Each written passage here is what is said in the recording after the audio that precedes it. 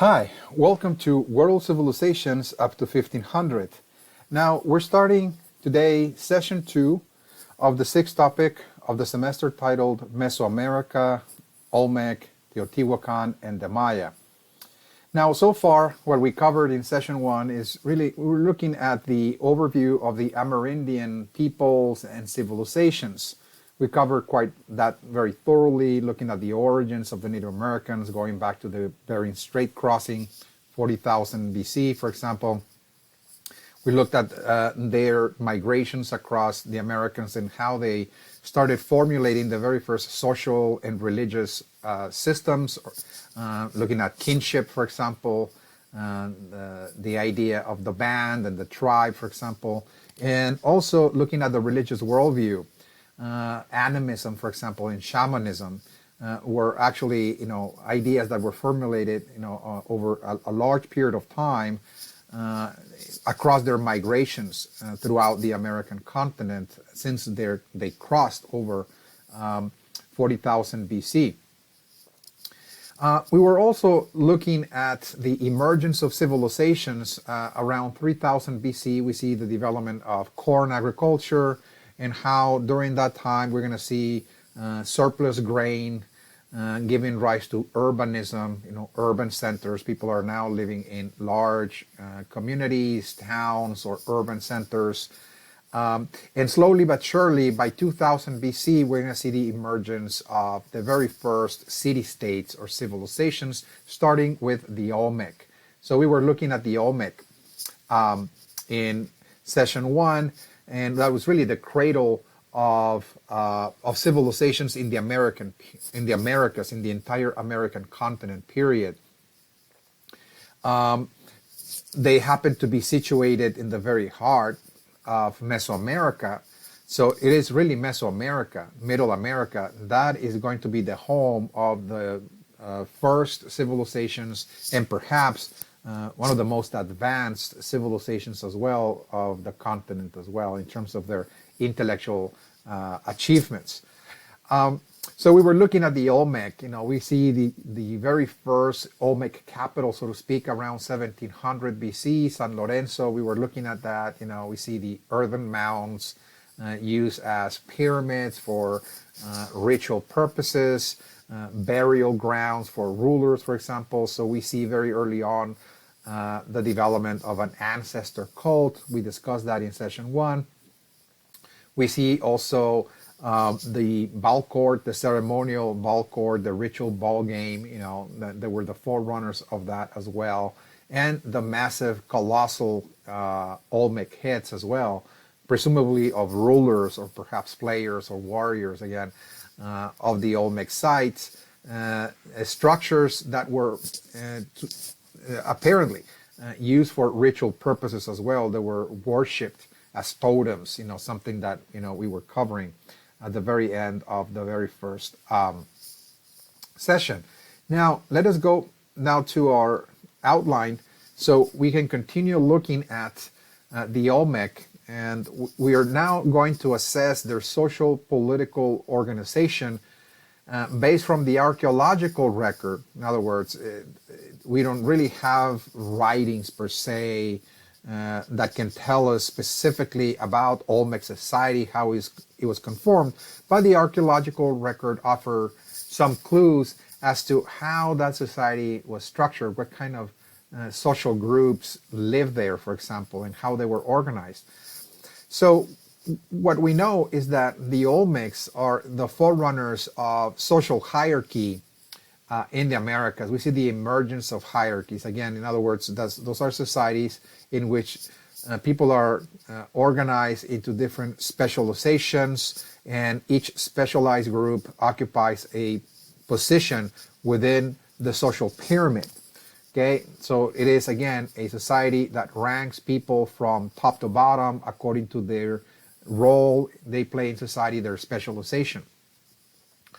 So they're highly organized. Those are complex societies, and we see that at the very top of the society is a priestly caste or priestly class. Those were the rulers. The rulers were shamans or shamans. They conducted the rituals, the ceremonies, and they were at the same time the ones buried inside of the pyramids or inside of certain locations that were considered sacred ground as well. So those are theocracies. Again, a theocracy is any state in which the priestly caste runs the state. That is to say, okay, so it's a state run by religious figures or priests or shamans. Now, there's a kind of middle class of sorts, and that is, again, the artisans. They were considered highly privileged as well in a society that valued, for example, architecture or artwork. We just witnessed in session 1 the massive stone heads of the Olmecs. So those were carved by artisans. So they were the ones crafting the religious icons. They were the ones crafting the all of the artwork.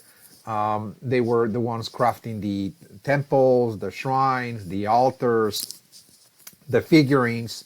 And so they were somewhat privileged in the society. So this is a society of artisans, and the artisans occupied a high status in society. Some archaeologists even suggest that perhaps the rulers themselves were artisans. Okay, so besides being the rulers and the priests simultaneously, they were also engaged in this kind of artistic craft or artistic work, because after all, that was considered something religious or sacred. Okay, that is just an assumption, or perhaps a conclusion that some archaeologists have offered regarding the Olmec society. Nonetheless, the artisans do occupy a high position within the hierarchy. Now, of course, at the very bottom of society is the peasantry, and that constituted the vast majority of the population. Over 90%. Again, over 90% of the population were simply peasants working the land. They're the ones growing all of the grain to sustain their rulers, to sustain their artisans, the elite classes. And this is an agrarian society. This is an agrarian civilization. So at the very fundamental level, the base of the society, again, are composed of peasants. Okay? This is very much consistent with all the other civilizations we have looked at, all the other ones, all the previous ones that we have covered. Now, the Olmec religious worldview is fundamental to understand the larger Mesoamerican region, because the Olmecs are the forerunners of Mesoamerica, so their religious ideas are going to be exported out of this region, and they're going to be absorbed by other groups that live in the east, south, north, and west to them. Again, so virtually all of the groups around Mesoamerica are going to take in the religious worldview of the Olmecs, and they're going to create their distinct and unique expression, but at the core level is going to retain the basic tenets, the basic fundamental ideas of the Olmec religious worldview. For example, number one, shamanism, something we covered in session 1. This is an idea that emerged very early on during the Stone Age.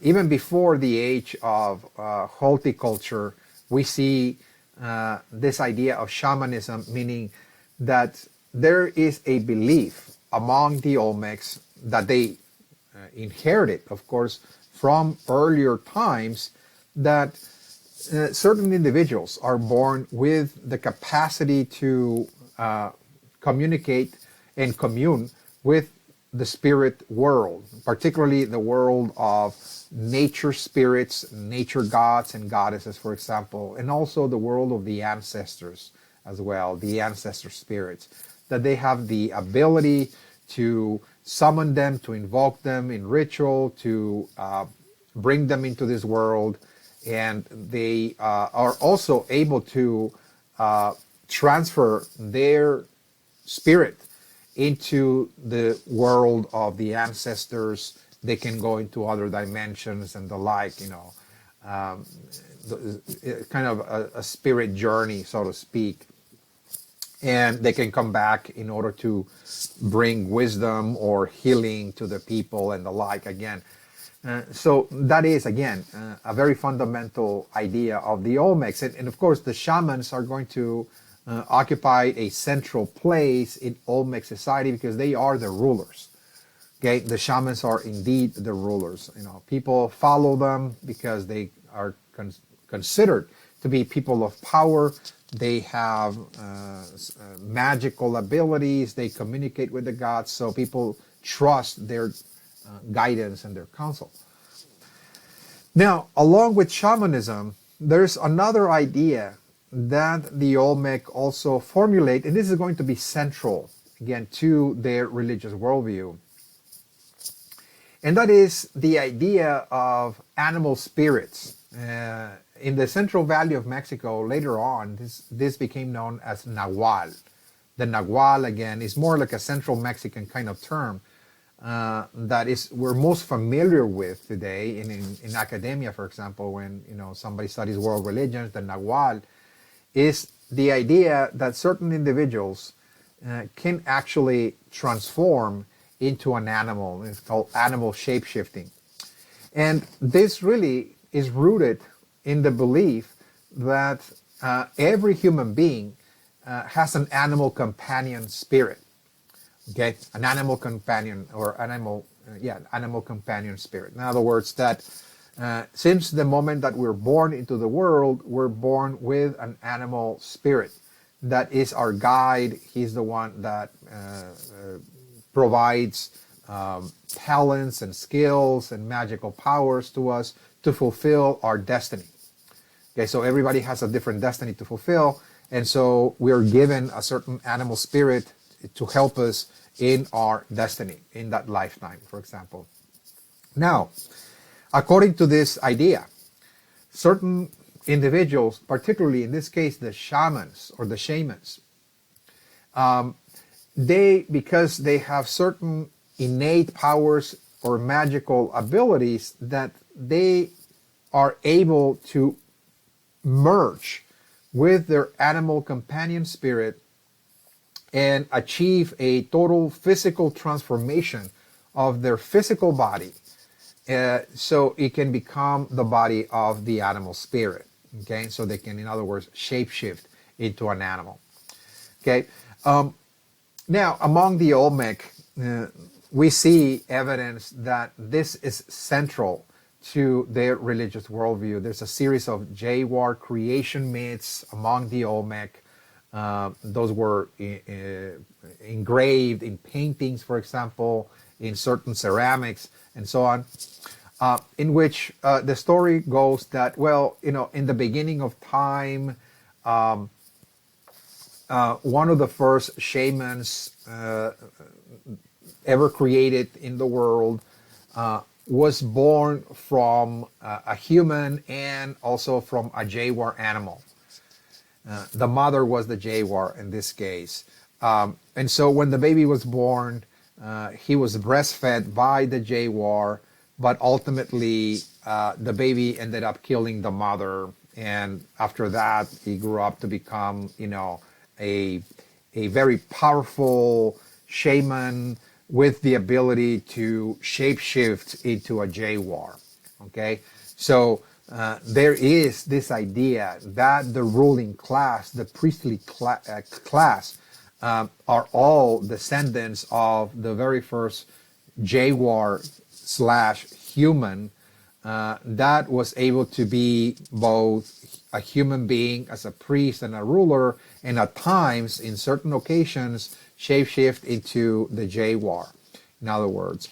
And you can see that represented in the art. The art gives you a way, always, when you want to really understand the worldview of any society, past and present.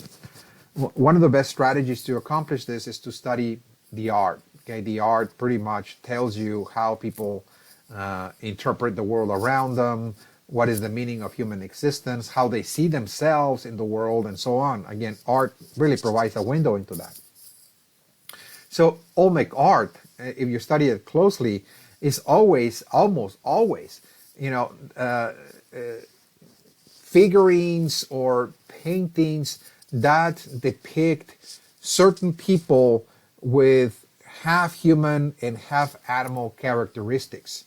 It's almost like they're in this in-between world. They're like a hybrid, so to speak. They're half human, half animal.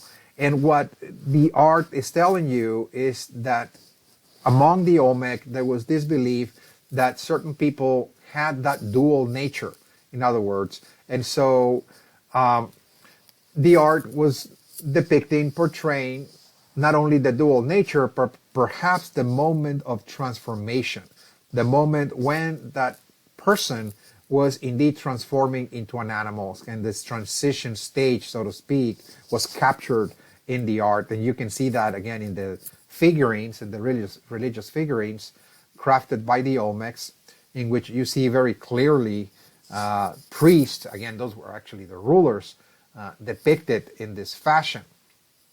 They have, of course, the body of a human being, but their face is already morphing into a jaguar.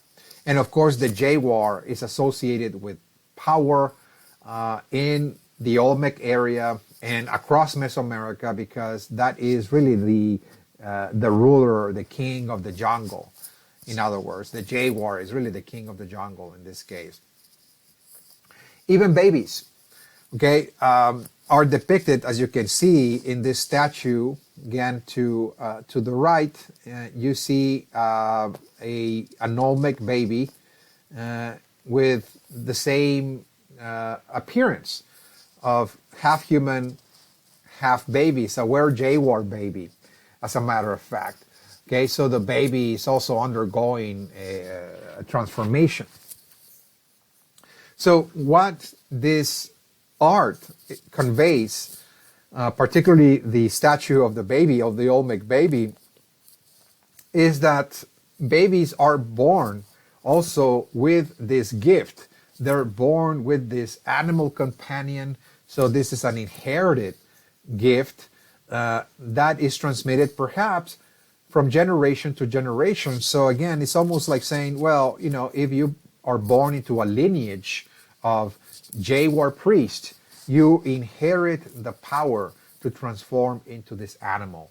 Again, and so that is depicted very early on, again, in a person's life, when they're newborns.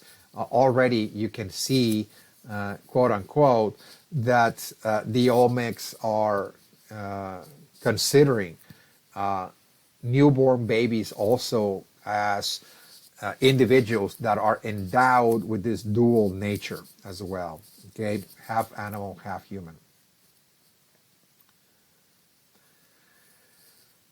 Now, the Olmecs also reveal another central notion of the Mesoamerican religious worldview, that it will become eventually part of the entire Mesoamerican religious tradition. And that is the belief that there is, besides this reality that we live here, this reality that is called nature, the natural world, that there's also another world in which the souls of the deceased relatives and all family members go to rest after death. And that is called the underworld. Okay, the underworld. Again, so the underworld for the Olmec, as well as for the other Mesoamerican civilization, is not really a hell. Again, it's not really a place of punishment and torture, but rather is just the abode of the dead. And it's considered to be underground, beneath the earth as well. Okay, and the Olmec depict in their artistic and architectural works the idea that human beings not only have the responsibility, the duty to connect with their ancestors and to summon them from the underworld, but also the idea that all humans emerge from the underworld. That human beings, before we were born, we were in the underworld and we emerge into the world of the living, in the world of nature. And they have certain creation stories that are depicted, of course, in their art and architectural works, in their temples and shrines, for example. The idea that humanity in the very beginning of time emerged from caves, because caves were considered to be the openings of the underworld. Those were the gates, if you will, of the underworld, from which one can access the souls of the dead in the cave. And likewise, the world of the dead, those spirits can also come out of the cave to commune with the world of the living. But according to creation mythology, among the Olmecs, it is assumed from their architectural works that humans emerged from caves. They came out of the caves when humanity appeared on Earth. And the Olmecs are not really the only ones that actually tell the story that in the beginning of time, humans emerged from underground, and they came out of, into the world from caves and from certain openings, for example, across the world. There are certain societies also in Africa. Among the Aztecs, we're going to be talking about also the Aztecs, the Toltecs in Central Mexico, and all the cultures of Central Mexico also believed that the caves were really the place of origin from which all humanity came forth in the beginning of creation as well. And so you can see in this temple altar, for example, there is a human being that also has the face of a jaguar, emerging from a cave. He's coming out from a cave, symbolizing that this is the moment of creation when the first humans appeared on Earth. They were coming out from those openings again. So there is that very strong idea, very much present in the mythology and in the iconography of the Olmec. And this is going to be, once again, a central notion across all of Mesoamerica. So we can perhaps conclude that the Olmecs were the forerunners of this idea. Connected with that is the idea of ancestor worship, something we talked about in session 1. Again, so ancestor worship is central in Mesoamerican religious traditions. Now, the idea that we have to maintain a link, a connection to the past, particularly to the ancestor spirits, remember them, honor them, and carry out a series of rituals in order to commune with them, bring them into this world. We mentioned also in session 1 that this was done in order for claiming power and authority, and also claiming territory. And so, because there's a practical, logistical reason why to remember the ancestors and to keep them close as possible to our lands, meaning that the closer we maintain the remains of our ancestors, the more we are able to claim that the lands that we live in our communities, in our homes, our backyards, etc., our agricultural fields, we can claim that those lands belong to us because those lands have been occupied by our forefathers, the ancestors that first occupied those territories. So the Olmecs are consistent with this practice, with this tradition, and burial practices are going to be central. In every Olmec site, we're going to see that the earthen mounds, for example, contain burials of rulers, but also the people show that they are also burying their dead very close as possible to the communities, to the lands that they inhabited as well. So ancestor worship was central to Olmec life. That was, once again, carried out in order to claim territories, to claim land, but also the rulers are doing this in order to claim power as well. Burying the rulers in those earthen mounds or pyramids was a way to maintain a link with the previous rulers that came before. So the rulers that were governing those cities or those sites always had the power to claim legitimacy by virtue of connecting or invoking the ancestors that were buried inside of those earthen mounds and pyramids. So this is one of the main reasons, again, that the Olmecs were burying their rulers inside of those structures, because that was a way that they could claim legitimacy by connecting with previous generation of rulers. Again, invoke them and invoke their powers, invoke their presence, for example, invoke them by name. And when you do that publicly, people are acknowledging that you are simply the heir in this line of succession of rulers, that you are connecting yourself with all the generations of priest rulers that came before you. All right, so now there's also, of course, another very important aspect of Olmec civilization, and that is their intellectual developments. The Olmecs were the forerunners of the very first writing system. It was not really that well developed, but as we'll see, this is going to serve as the basis for the writing system of other civilizations, particularly the Maya writing system. Archaeologists call the Olmec writing system the Isthmian script, and it was also based on hieroglyphs as well. It's a series of symbols that conveyed certain ideas or concepts or places. Okay, it was rather simplistic, but keep in mind that we're talking about 1700 BC. So again, this is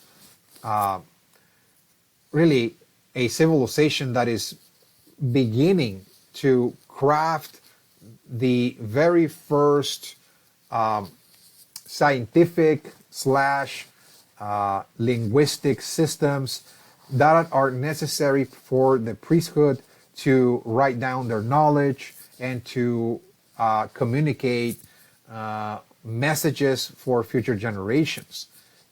So they're really doing their best in trying to craft a writing system that will be helpful in recording their histories, their knowledge for future generations.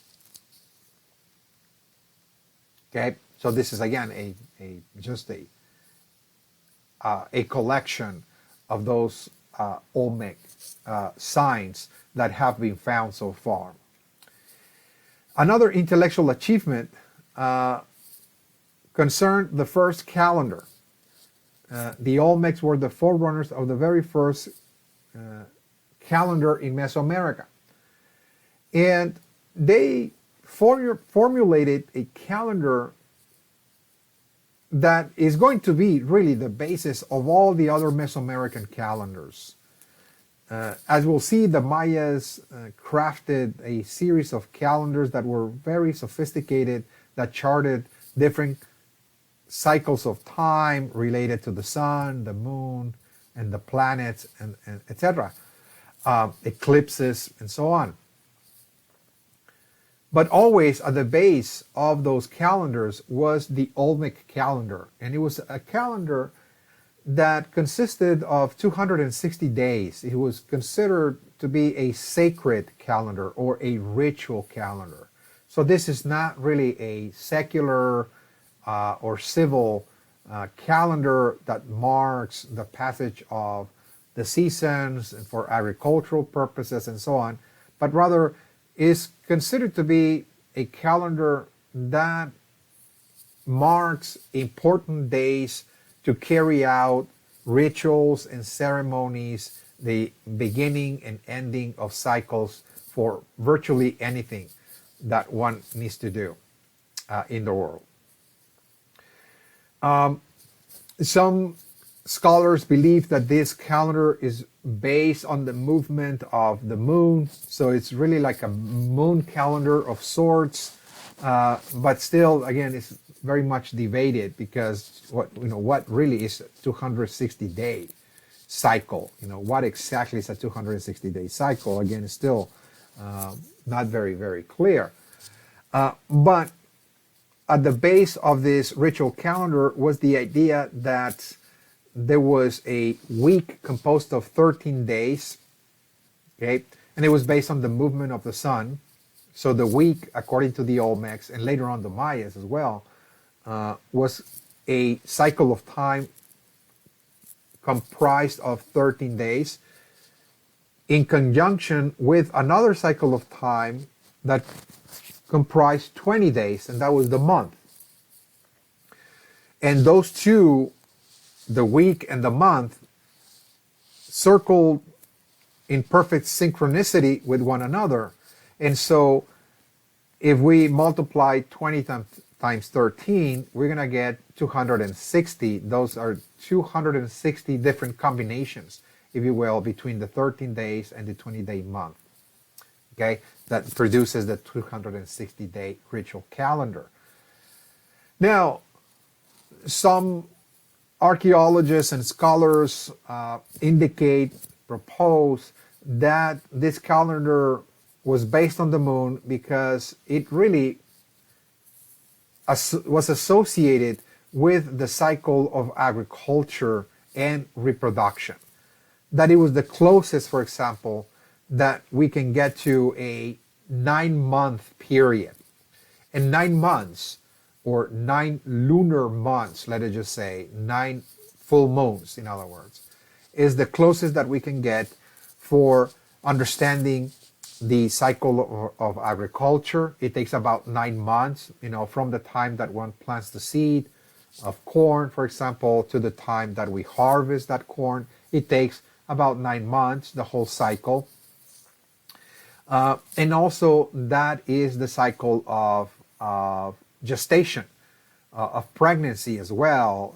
Human beings are inside of the womb of the mother for 9 months as well, 9 full moons as well. So agriculture and reproduction were closely associated with one another. And the conclusion among scholars is that the Olmecs used this calendar in order to track, the cycles of agriculture, when was the time to plant and harvest, and also to follow the cycles of gestation as well. When a woman was pregnant, again, they will use the calendar and they will tell, when the baby was going to be born. It was just exactly 260 days after that. They had that calendar and they will compute the specific day when that baby was going to be born, etc. Again, so that is the speculation, but be it as it may, this is really the forerunner. This calendar is really the forerunner of Mesoamerican calendrics. This is going to be the very first calendar that will serve as the basis for the other calendars that the Mayas and the Teotihuacanos and the Toltecs are going to craft as well. Okay, so the Olmecs are pretty much giving way, if you will, to a whole new scientific system of computing time and trying to understand time as a cycle. Okay. All right. So now by 250 BC, we see that the Olmec sites, there were about 4 of them. We discussed 2 major ones, San Lorenzo and La Venta, but around 250, those sites were now being abandoned. Okay, so this is considered to be the so-called collapse of Olmec civilization. The sites are abandoned. Where the rulers and the artisans went, we're not really sure. There's a lot, of course, theories that tell the story that, well, maybe the Olmecs went east and they started a new civilization to the east of them that will be called the Maya, for example. So that is perhaps one of the most common and widely accepted assumptions of the origins of the ancient Maya, that they were founded by the ancient Olmecs. But why those Olmec sites were abandoned? Well, the latest explanation had to do with climatic changes, drought, for example, that rendered agriculture quite difficult in that area. And we see a population decline, and with the population decline, more and more people are now moving out in other directions. And they're searching for a new place to start, a different expression of their civilization, of their knowledge, and this is going to lead to the emergence of other groups, like the Maya, for example. Some scholars even believe that the Olmec knowledge was taken to the Central Valley of Mexico, and that gave rise to the civilization of Teotihuacan. So that is the end of the Olmec civilization by 250 BC. Now, we're moving now forward in the timeline, and part 2 is going to look at the Classic Period of Mesoamerica. Remember that the Pre-Classic, otherwise known as the formative period, belonged to the Olmec. The Olmec were really creating the very first institutions, structures, ideas for the future development of all the major and highly advanced civilizations of Mesoamerica. The two major ones that we're going to get to see here was Teotihuacan in the Central Valley of Mexico, and the Maya in the Yucatan Peninsula and in Central America. And the Classic period spanned for about 250 BC all the way to 900 AD. So let us look now at Teotihuacan. We're going to get to see first Teotihuacan and then the Maya in that order. So let's look at this civilization. Now, Teotihuacan is a word in the language of the Nahuatl of the Central Valley of Mexico, which the Aztecs spoke, by the way, that was given to the peoples that built this civilization. Now, when the Aztecs arrived to the Central Valley of Mexico, they arrived from the north, particularly from the area of what today is the present-day state of Colorado in the United States, from the American Southwest. When they arrived in the 1200s AD to the area, Teotihuacan had already been abandoned.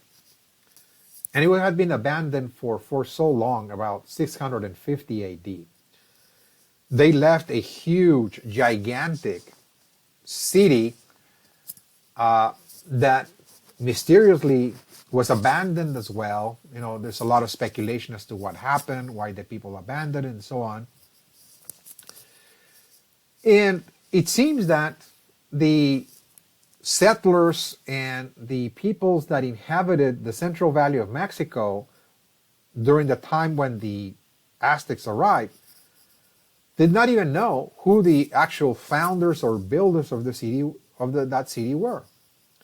So we don't know how those people actually called themselves, just like the Olmec. We talked about the Olmec, how the Aztecs actually referred to the people of the region as the Olmen, because those were the people of the rubber tree, known for their ball game. Likewise, the Aztecs that spoke Nahuatl called the city Teotihuacan because in the Nahuatl language, Teotihuacan means the birthplace of the gods. In other words, that there was a lot of mythological stories and legends in the Central Valley of Mexico that the people that built the city were not ordinary human beings, that they were superhumans, they were like gods. They walked the earth and they created those magnificent pyramids, this marvelous city, and they lived there for many centuries and then they left mysteriously. Okay, so there's a lot of mythical, of course, stories embedded in relation to the city and what happened here. What we do know from the archaeological record is that this city was built, the starting point, give and take, around 250 BC. This is the very early origins of that, the first settlers, if you will. And it thrived for centuries, but mysteriously by 650 AD, it was abandoned. And as you can see, this is the capital city called Teotihuacan, just northeast of Mexico City, about 15, maybe 18 miles going northeast. This city is located there.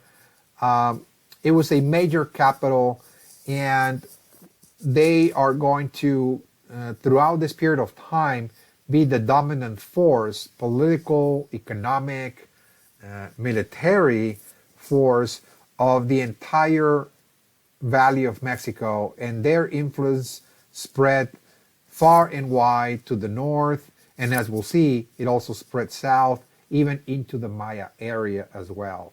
Again, so it was a very, very important, very significant civilization for the development of Mesoamerica as a whole. Okay, so let's look at the origins of Teotihuacan.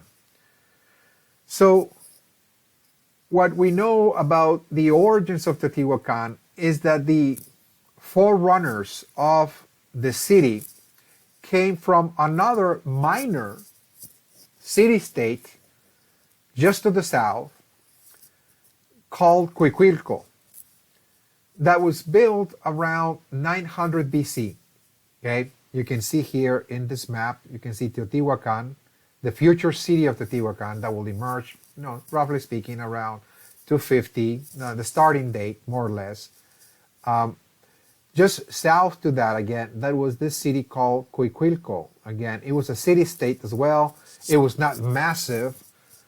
It was a smaller site, but it was considered the very first urban center in Mexico, in ancient Mexico. The very first city, in other words. It's called Cuicuilco. Okay, the first urban center in Mexico. Now, because it was the very first urban center, they were the forerunners of pyramid building. And they did indeed build a massive structure, a massive temple mound that exists today still in the archaeological site that is visited, of course, by people every year, just south of Mexico City. They were also engineers, and they were providing the city with water. Okay, there were hydraulic systems supplying the city with water, and also they have drainage systems as well. Okay, so they were managing the water quite effectively. Now, this was not really, once again, a massive population center. It had, at its heyday, perhaps no more than 20,000 people living in that site. So again, it's not really that significant compared to the classic city-states that we're going to be dealing here with, like Teotihuacan or the Maya city-states, but it was, again, massive considering the time frame that we're looking at. And we're looking at, again, 900 BC. Okay? Now, one of the reasons why this site is going to be abandoned, and as we'll see, the inhabitants of Cuicuilco are going to migrate and they're going to move out in order to build another city, which they're going to build, of course, is Teotihuacan, was because they were affected by a series of volcanic eruptions. There's a volcano nearby called Xitle, which erupted, according to scholars, around 250. So around 250, we see the first explosions, and this caused some people to start migrating, to the north. So that was the very first wave of migration. But there was another massive explosion of this volcano in 150 BC. And this is going to be more significant. It's a massive explosion, and it even affected one of the temples. It covered even some of the temples with lava as well. So that really convinced the inhabitants, the settlers of the city, that it was perhaps an indication that the time had come to abandon the site and to move elsewhere. Okay? Despite the fact that not everybody moved out from the city, more volcanic eruptions happened and continue in the years that followed, and finally, gradually, the site was totally abandoned. Okay? So we have this migration and abandonment from Cuicuilco, and now we have a group of people from the city of Cuicuilco migrating along the Lake Texcoco, and they're going to now settle in an area where there were a series of farming communities. So again, there's plenty of water nearby. The soil was very rich, very fertile. The conditions were proper to actually start a new city there. And they're going to start now building Teotihuacan. Again, and really the beginning stages of the construction go back to this time of the migration. Again, the volcanic eruption. People are migrating there, and they're beginning to settle there, and they're beginning to build the very first temples and such. Again, so again, this is happening before the birth of Christ. Way before. Okay, so the building of Teotihuacan now begins around 100 BC.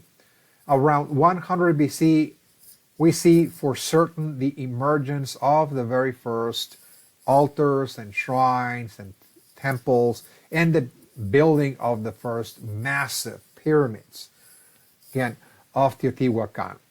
And as we'll see, this city is going to be the largest city in Mesoamerica, period, in every possible metric. Okay, demographics, population, for example, in terms of the massive structures and the pyramids and the like, the housing projects and so on. Again, it was a massive city. Something that, of course, even today, as we'll look, for example, at Mexico City today, is considered to be the largest city in the world as well. It has over 28 million people, so that's the most populated city in the world, and is geographically, territorially also very extensive as well. So it's very consistent, again, with this pattern. Teotihuacan set the pattern, again, for a very large metropolis, so to speak, a very large urban center that is going to be the largest in the entire Mesoamerican region. So the city layout, again, you can see here in this sketch, at least the core, when we're talking about the core, is really the ceremonial compound, so to speak, because it has to be understood here that cities across Mesoamerica are not really inhabited by people. As we mentioned in session 1, all the cities across Mesoamerica are ceremonial centers. Those are centers to carry out rituals, processions, pilgrimages, ceremonies of all kinds. But the people live outside in the periphery. They live in the countryside. They're growing the crops. in order to sustain the administrators, the rulers, the priests, the warriors that defend the city, but the people live outside, altogether. So we see that the core of Teotihuacan, as you can see in this layout, is that it consisted, for example, of two major pyramids. One, as you can see here, the Pyramid of the Sun. I will show you some photos about that. It's really the largest pyramid of Mesoamerica, and is considered to be one of the largest pyramids also in the world. Not the, but one of the largest pyramids in the world as well. There's another minor pyramid called the Pyramid of the Moon. There is a causeway, so to speak, that connects all the different temples, the major pyramids, all the ceremonial compound, and it is the called the Avenue of the Dead, as it is called. And also there's a citadel, so to speak, right here, where there's one of the major temples to the feather serpent. Remember, we talked about the feather serpent, the man god. In Mesoamerica, there is this idea that there is a divine being that created the city, that created the writing system. He gave, in other words, human civilization, the feather serpent, and they also build a very large temple for Quetzalcoatl, as he was known, in the Central Valley of Mexico. Now, let's go step by step to look at the layout, looking at the major components of the city layout of Teotihuacan. First, the Pyramid of the Sun, as you can see here, is a massive, massive structure. It is visited by millions of people every year. It is one of the largest pyramids in the world, as you can see, and it was dedicated to the sun. But also, in very recent years, it was discovered, as I will explain in just a few moments, that this pyramid was also dedicated to the fire god as well. So maybe there was a close association between the fire god and the sun. And because they are agriculturalists, they are farmers, and this is an agricultural civilization. One of the major deities, one of their major gods is the sun god. Again, the sun god is considered to be the purveyor of life and heat. He governs the cycles of nature. So we see a major pyramid temple devoted to the sun god. Again, it's a massive structure, again, in the city. Now, also in recent decades, with more archaeological excavations done in the site, it was discovered that this pyramid was actually built on top of a massive underground cave. That's another discovery, and that actually reveals, once again, the significance of caves in Mesoamerican religion and mythologies, for example, as the starting point of humanity, and of course the connection with the ancestors as well. So first and foremost, please understand that this pyramid was not just a temple devoted to the sun god or the fire god, but also it was a place where the rulers were buried as well. It was a burial ground. Again, the idea that rulers buried in this pyramid will have access to the underworld. Okay, it was almost like they're preparing the souls of the deceased rulers to enter the underworld, in other words. And the pyramid served as a conduit, so to speak, for the souls to find their way into the underworld, as it was actually built on top of this cave. And so the cave is considered to be an opening as well, again, between the underworld and the world of humans. And so the pyramid, likewise, is going to be a conduit for the rulers to receive communications from the rulers that are resting in the underworld as well. So the idea for the rulers of the site was to use the pyramid also as a communication device of sorts.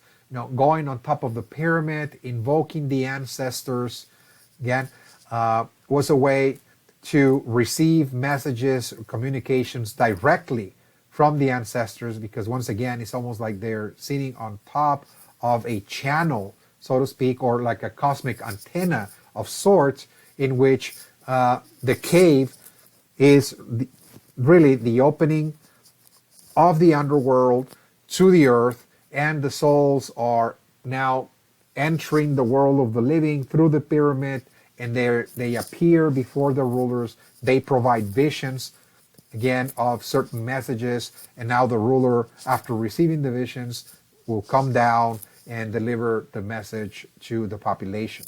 That was the idea.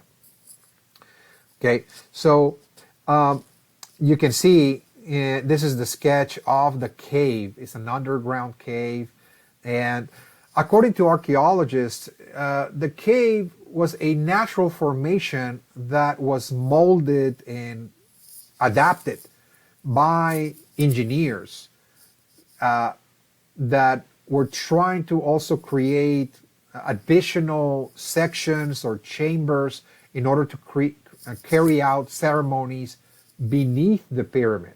So they found, of course, a lot of ceremonial offerings, in those chambers, and they were able to see, the archaeologists, that many of those chambers underneath the pyramid were man-made. They were made by humans in order to create like a sort of temple beneath the pyramid to invoke the ancestors, etc. as well. Okay, as you can see, this is a sketch. So there are caves beneath the pyramid. And the significance of this is that this is going to be a pattern across all of Mesoamerica, in that most of the pyramids that were built across Mesoamerica, they were built either on top of a cave or they were built on top of a sinkhole. It's called cenote in the Maya area. A cenote is a sinkhole. It's a body of water that is an opening on the surface of the earth from a system of underground rivers, again, that end up from time to time surfacing on certain locations. And you can see the sinkhole, very evidently across the Yucatan Peninsula. Again, it's full of sinkholes. But archaeologists have found in recent decades that many of the pyramids, many of the Mayan pyramids, were actually built exactly on top of those so-called cenotes or sinkholes as well. So this is going to become a pattern all over Mesoamerica.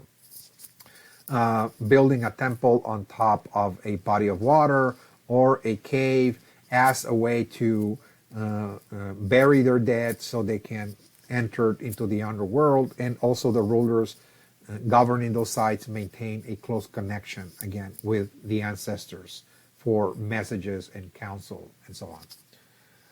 All right, so this is consistent with Mesoamerican mythologies all over Mesoamerica. The Aztecs, for example, that came much, much later. Remember, they're going to arrive into the Valley of Mexico around the 1200s or so.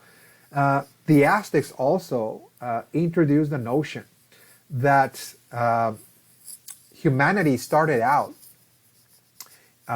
in the beginning of time, in the beginning of creation, as beings that came out of the earth, from the womb of the earth. They have a myth about the 7 caves. They call it Chicomostok. Chicomostok, again, was a mythic story in Aztec religious thought that told the story about 7 caves, again, that were really the origins of humanity. And going back to Teotihuacan, that complex underneath the pyramid, that cave, is also composed of 7 chambers as well. So perhaps this was, a story adopted from the inhabitants of the Central Valley of Mexico. When the Aztecs arrived, they heard the stories, they appropriated, again, those mythologies, they made it their own, and they also, again, carried on that tradition. of using caves as ritual spaces, ceremonial grounds to contact the dead as well. So again, this is central to Mesoamerican religious thought. Now, as I said, the Pyramid of the Sun was deeply connected not only with the sun, but also with the old fire god, Huehueteotl, was he was called. Huehueteotl, again, is the old fire god, and archaeologists found a large vessel of the old fire god underneath the Pyramid of the Sun. It weighs about 400 pounds, and that confirmed, once again, the notion that this pyramid was actually devoted to the fire god. Another very important component of Teotihuacan was the Pyramid of the Moon. This is a smaller structure. It's still massive, but compared to the Pyramid of the Sun, again, it's pretty much, is smaller in size. Archaeologists have found also in this pyramid inside elite burials, and also the presence of people that were buried along with the rulers that were sacrificed as well. Again, so that confirms the assumptions that human sacrifice was practiced very, very early on in the Central Valley of Mexico by the Teotihuacanos. Okay, there was a lot of debate in academia whether human sacrifice was something that was introduced by other groups later on in Mesoamerica, or whether human sacrifice was something that the classical civilizations practiced. So this reveals that human sacrifice was part of this tradition. When a ruler died, he was buried inside the pyramid with very exotic animals were buried along with them, like jaguars and pumas, for example, eagles, etc., exotic animals, but also with servants or slaves or some other companions, believing that they were to accompany the ruler into the other world as well. So again, this is something that we have seen in other societies, in other cultures, in ancient China, for example, in ancient Egypt. Those ideas of human sacrifice, particularly when a ruler is being buried, is very common in certain cultures around the world. Now, the other component of the city layout, as I said, is this causeway, this road that connected all of the ceremonial compound together. And apparently this was a causeway for religious processions taking place as people were moving from one area to another, visiting the pyramids, carrying out rituals, leaving offerings in different altars and the like. So it was done, again, in a very ritualistic manner as well. It's called the Avenue of the Dead. You can see here, again, this photograph. This is an aerial photograph from an airplane. Again, you can see the Avenue of the Dead pretty much connecting the entire central core of the city together. The other component of the city layout is the ciudadela, or the citadel. Is really an area that was devoted to the feather god Quetzalcoatl. Okay, the feather god Quetzalcoatl is really a central figure in Mesoamerican religious tradition. He is considered the founder of the religion as a whole. Who that person was, we really don't have information. He's just depicted as a feather serpent. It is believed that he was indeed a divine being, similar to what Jesus is considered in Christianity or Buddha in Buddhism and so on.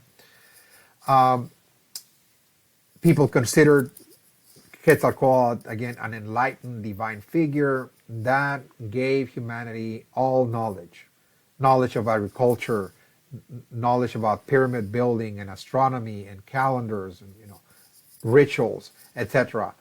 Now, it is important to note that in the Central Valley of Mexico, Quetzalcoatl was also a term given to one of the priestly castes as well.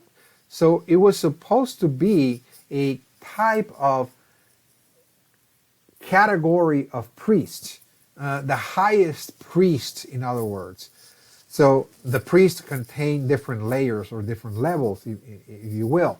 So the highest, priest was considered the Quetzalcoatl caste, in other words. So that's another interpretation. So he's to be a human that walked the earth and created civilization, but also a certain priestly caste was also characterized or called Quetzalcoatl or feather serpent as well.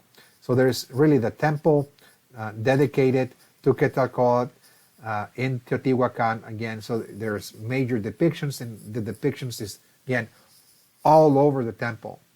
You can see the feather serpent inscribed in the sculpture all over the temple, and this was a major temple of the city. So besides the sun god, the fire god, the moon goddess, the avenue of the dead denoting the ancestors, it was also Quetzalcoatl as well, the feather serpent. Now, the most interesting, I should say, the most interesting aspects of Teotihuacan dealt with their urban infrastructure and housing projects, because even up to this time, across Mesoamerica, we don't really see the rulers of any of the cities being concerned with actually providing the population with housing, with developing, for example, an infrastructure in the city for people to live there, etc. Remember that the peasantry lives in the countryside. They're growing grain, again, for the city. But here, we're going to see a very interesting development of engineering, and that is the building of apartment complexes. And again, it's going to be a massive undertaking, about 20 kilometers in perimeter surrounding the city. We're going to see a host of apartment complexes, about 2,000 apartment complexes. It is estimated that in each apartment, there were anywhere between 50 or 100 people living there. So imagine, this is the very first time that it has ever happened again in the entire American continent, and perhaps again, in the world at large. Now, after serious research that was done and conducted, in those sites, in the remnants of those so-called apartment complexes, it was determined that indeed people live there, but also those so-called apartment complexes were used as workshops as well for artisans. Artisans, the families of artisans, they all lived there. And they were actually crafting trade items. Again, because as we'll see, Teotihuacan was a mercantile city devoted for the production of certain artwork and for the export of that artwork across all of Mesoamerica. Again, it was a hub of international trade, and the rulers wanted to make sure that the artisans were given a space for them to craft, again, their artwork, particularly the obsidian.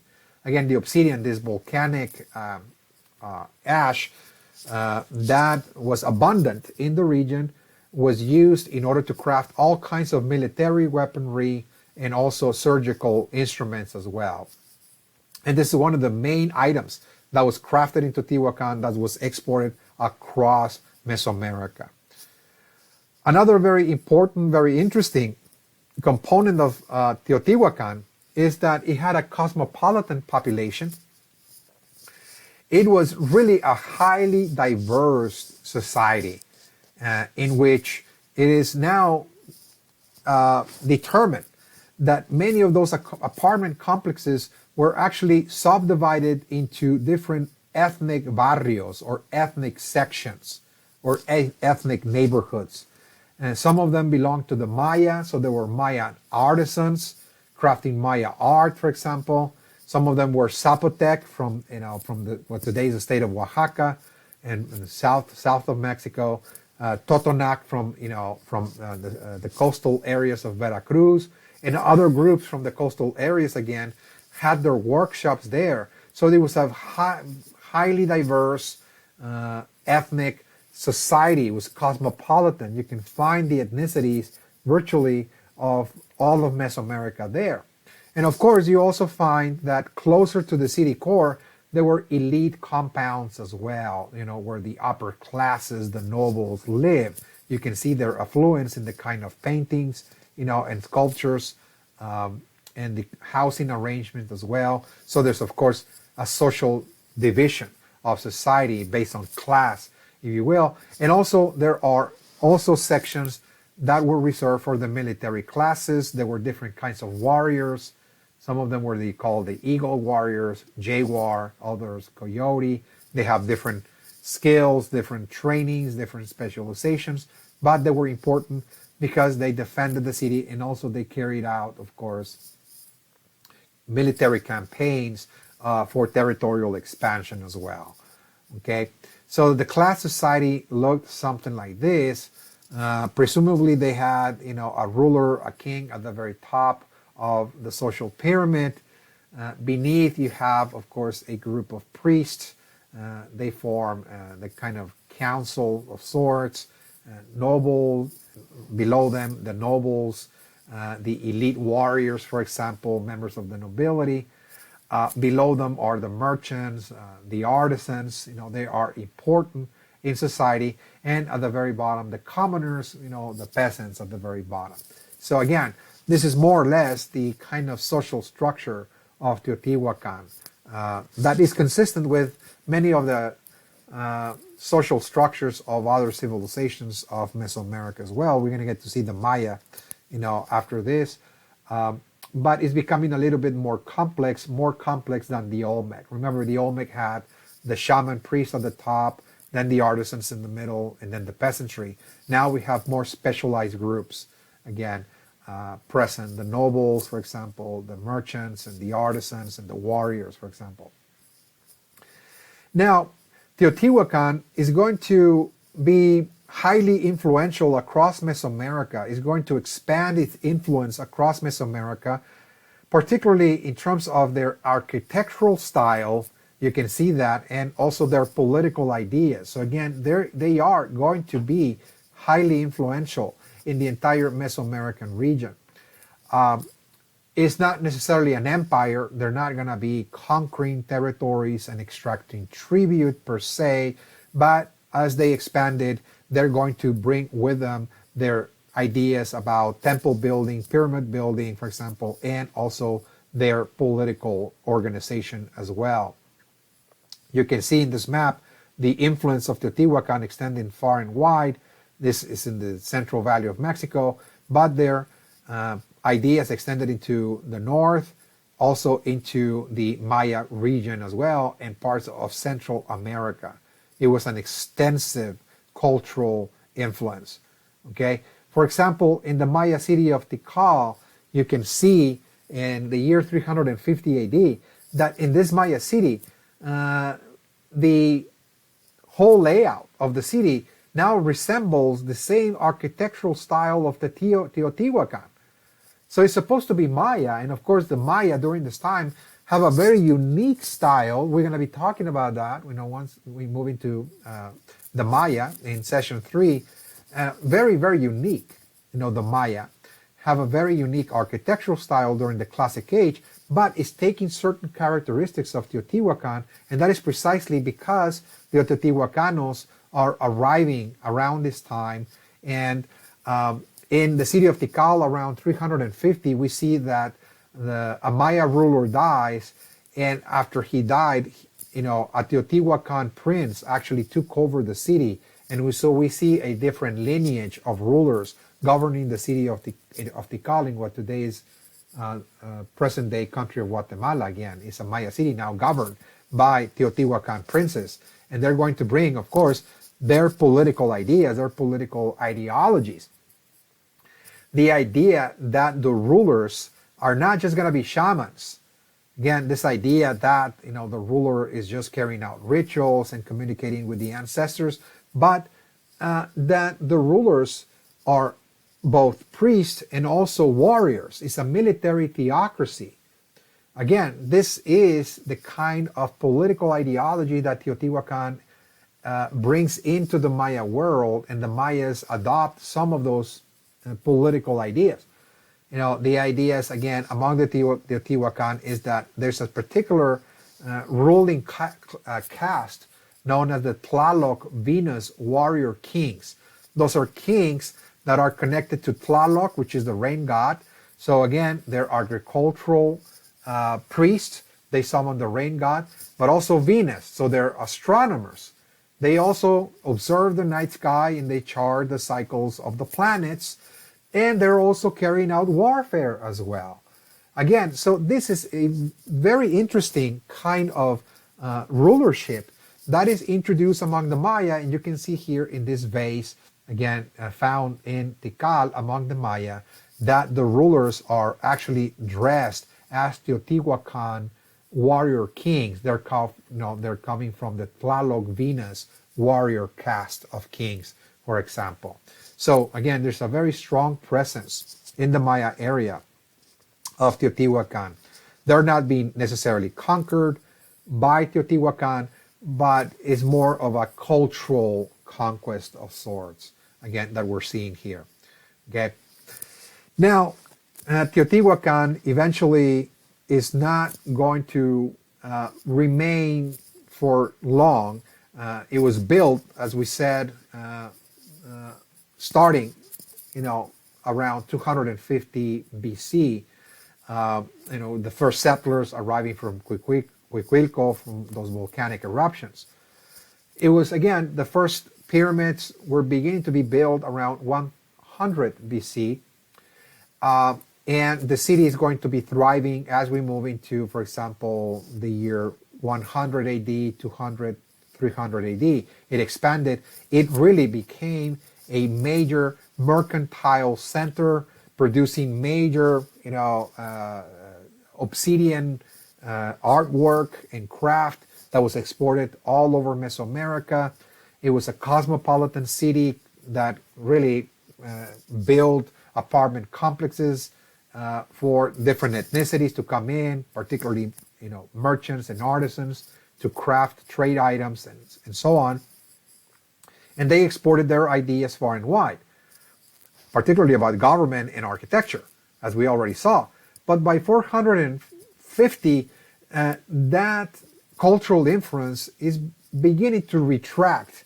Instead of expanding their culture, by 450, Teotihuacan is becoming to look more and more into the inside, becoming more and more inward, in other words, oriented, is retracting. We can see that again in the lack of cultural influence in the Maya area, for example. Teotihuacan influence is again waning in the Maya world. And so by 650 AD, the city of Teotihuacan is going to be abandoned altogether. The reasons are totally unknown. It's a mystery. There's a lot of hypotheses proposed by archaeologists.